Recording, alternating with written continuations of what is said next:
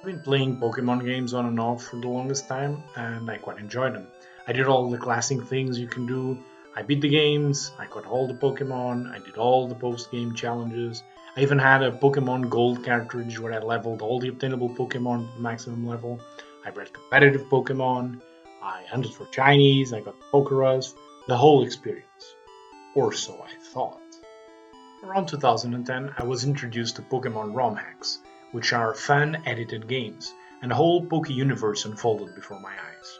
At the same time, a new and exciting way to play the game was invented, a challenge mode called Nuzlocke. And if you happen to be from that time, much Poke respect.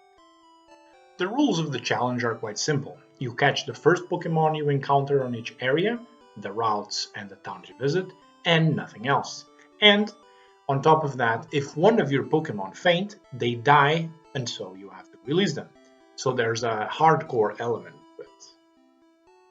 Naturally, being the Poke enthusiast I was, I did some Nuzlocke runs, but thought that although the concept was a lot of fun, mostly due to the imposed variety of team building, the hardcore part of the challenge meant that you were highly motivated to overlevel so that you didn't lose any of your team members.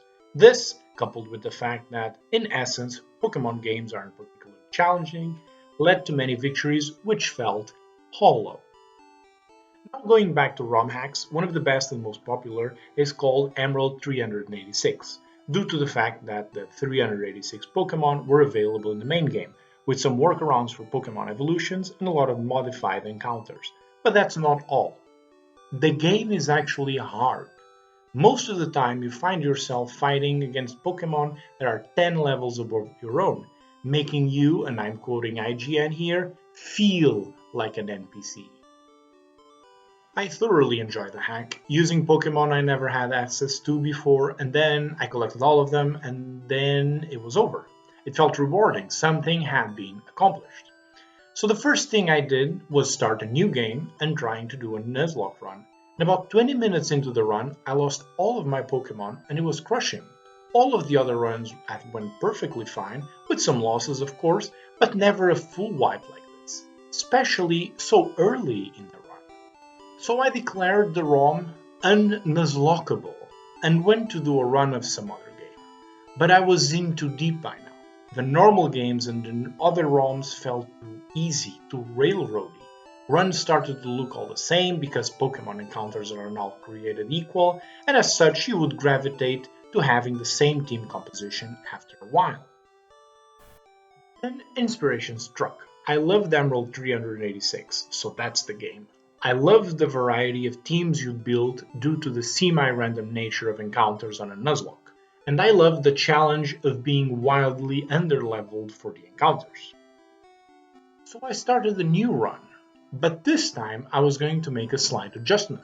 I was going to try and use a subpar team. This was in opposition to the first team I had used to beat the game, which had some exceptionally good Pokemon. And so it began the voyage, the trip, the challenge.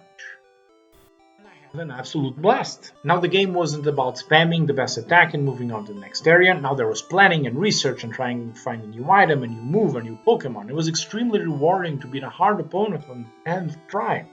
And the game changed from being an easy challenge where you are punished for failing to a hard challenge where you are rewarded for succeeding. I named these types of runs Trashlock, which is a portmanteau of trash and nuzlocke. And ever since then, I have been using worse and worse and worse teams while still being able to beat the game with them. And I am never going back.